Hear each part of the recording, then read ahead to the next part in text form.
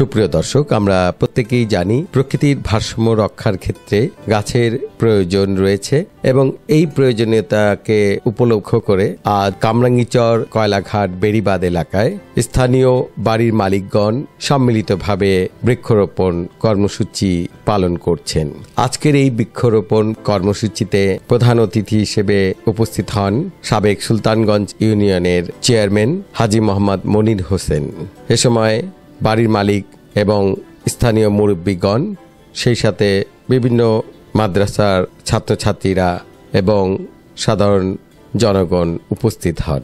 সম্মিলিতভাবে এই বৃক্ষরোপণ কর্মসূচির সার্বিক ব্যবস্থাপনায় রয়েছেন বিশিষ্ট ব্যবসায়ী ও সমাজসেবক মোহাম্মদ মুর্তজা কামাল এবং মোহাম্মদ আনোয়ার কামাল। দীর্ঘ 15টি বছর যাবৎ এই কয়লাঘাট এলাকাটি পরিণত হয়েছিল ময়লা আবর্জনার স্তূপে। প্রতিনিয়ত বিভিন্ন কারখানার বর্জ্য এবং স্থানীয় বাসিন্দাদের আবর্জনাগুলো এই বেড়িবাঁধে ফেলা হতো। গত 2 সপ্তাহ আগেই স্থানীয় গণ্যমান্য ব্যক্তিবর্গ এবং বিশিষ্ট সমাজসেবক ও ব্যবসায়ী জনাব মুর্তজা কামাল এবং আনোয়ার কামালের নেতৃত্বে এখান থেকে অপসারণ করা হয় ময়লা আবর্জনার স্তূপ। তাদেরই উদ্যোগে আজ থেকে শুরু হলো বৃক্ষরোপণ। রোগ জীবাণুর কারখানা পরিণত হলো সুস্থ জীবনের অক্সিজেনের কারখানা রূপে।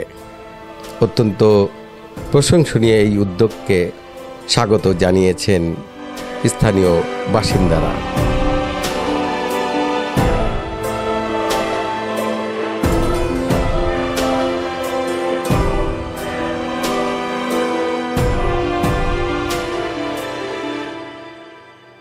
والسلام على خير خلقه محمد وآله وأصحابه أجمعين. ربنا آتنا في الدنيا حسنة وفي الآخرة حسنة وقنا عذاب النار. আয় রব্বুল আলামিন, আজকে এক মহৎ উদ্যোগ নিয়ে এক সামাজিক কর্মকাণ্ডকে নিয়ে আমরা এখানে অত্যন্ত গুরুত্বপূর্ণ বৃক্ষরোপণ এবং সবুজায়নের এক মহৎ উদ্যোগকে সামনে নিয়ে আমরা এখানে একত্রিত হয়েছি। আয় মাওলা, আমাদের এই উদ্যোগকে কবুল করে নাও। আয় মাওলা, সবুজায়নের এই উদ্যোগকে তুমি কবুল করে নাও। আয় মাওলা, যার উদ্যোগে আমাদের চেয়ারম্যান সাহেবের উদ্যোগে আজকে এই যে বৃক্ষরোপণ কর্মসূচির সূচনা করা হলো, আয় মাওলা, এই কর্মসূচিকে সফলতার সাথে শেষ করার তৌফিক দান করে দিন। আয় মাওলা, চেয়ারম্যান সাহেবের হায়াতে দীর্ঘায়ু দান করুন, সুস্থতার সাথে নেক হায়াত দান করুন। আয় মাওলা, এলাকার মুরব্বীরা এবং এলাকার বাড়িওয়ালারা সহকারে আজকের এই আয়োজনে আজকের এই উদ্যোগকে সফল করার ক্ষেত্রে যারা যারা অবদান রেখেছেন, মাওলা রাখছেন, তাদের সবাইকে কবুল করে নাও, তাদের উদ্যোগকে কবুল করে নাও। আয় মাওলা, আমাদের চেয়ারম্যান সাহেব কামরাঙ্গীরচরের মাটিও মানুষের আপনজন। আয় মাওলা, পূর্বেও তিনি অনেক সেবা করে গেছেন, মানুষদের জন্য অকাতরে পরিশ্রম করে গেছেন। সামনেও যেন তিনি তার এই উদ্যোগকে, তার এই পরিশ্রমকে অব্যাহত রাখতে পারে। আয় মাওলা, সেজন্য তাকে সুস্থতার সাথে দীর্ঘ নেক হায়াত নসিব করো। আয় মাওলা, কামরাঙ্গীরচরের মাটিও মানুষের সেবা করার তৌফিক দান করো। আয় মাওলা, কামরাঙ্গীরচরের মানুষের প্রাণের দাবি, আগামীতে আমাদের এই চেয়ারম্যান সাহেবকে আমরা এমপি হিসেবে দেখতে চাই। মাওলা, মানুষের এই প্রাণের দাবিকে তুমি কবুল করে নিও। আয় মাওলা, এটিকে বাস্তবায়ন করার জন্য আয় মাওলা সবাইকে সচেষ্ট ভূমিকা পালন করার তৌফিক দান করে দিও। মুসলিমবাগ ঠুডা থেকে ছাতাওয়ালা মসজিদ পর্যন্ত বেড়িবাঁধ সড়ক পরিষ্কার পরিচ্ছন্নতার কাজ করেছি। এখন আমাদের দ্বিতীয় উদ্যোগ হলো যে আমরা আমাদের ঠোডা থেকে নুরিয়া মাদ্রাসা পর্যন্ত যে বৃক্ষরোপণ আমরা করেছিলাম, সে এলাকার পরিবেশ অত্যন্ত উন্নত। সেরকমভাবে আমরা এই বেড়িবাঁধটাকেও সেভাবে যাতে বৃক্ষরোপণের মাধ্যমে সবুজে সয়লাভ হয়ে যায়, এখানে ময়লা আবর্জনা ইত্যাদি এগুলি আমাদের সিটি কর্পোরেশনের লোকেরা যার যার ময়লা কারখানার সামনে আপনাদের ঝুড়িতে রাখবেন, সিটি কর্পোরেশন ময়লা নিয়ে যাবে। এই বেরিবাঁধের পাশে যেই বেড়া দেওয়া হয়েছে, এই বেড়ার ভিতরে আমরা বৃক্ষরোপণ করব। এখানে কোনো পলিথিনের ডুব, কোনো ময়লা আবর্জনা, কোনো কিছু ফেলানো যাবে না। পর্যায়ক্রমে আমরা এখানে যে ময়লাগুলি আছে সেগুলি পরিষ্কার করে দিব, যাতে বৃক্ষরোপণে, বৃক্ষ বৃদ্ধিতে এবং সবুজায়নে কোনো সমস্যা না হয়। আমরা চাই একটা সুন্দর পরিবেশ কামরাঙ্গীরচরে তৈরি করতে। সেই লক্ষ্যে আমরা সবাই মিলে কাজ করব। আমাদের এই অত্র এলাকার মুরব্বীরা, মসজিদ মাদ্রাসার ইমাম সাহেব এবং পরিচালক সহ এই এলাকার মুরব্বীরা যে উদ্যোগ নিয়েছে, আমি তাদেরকে সাধুবাদ জানাই এবং আমাদের এই কাজে সবাই সহযোগিতা করবেন।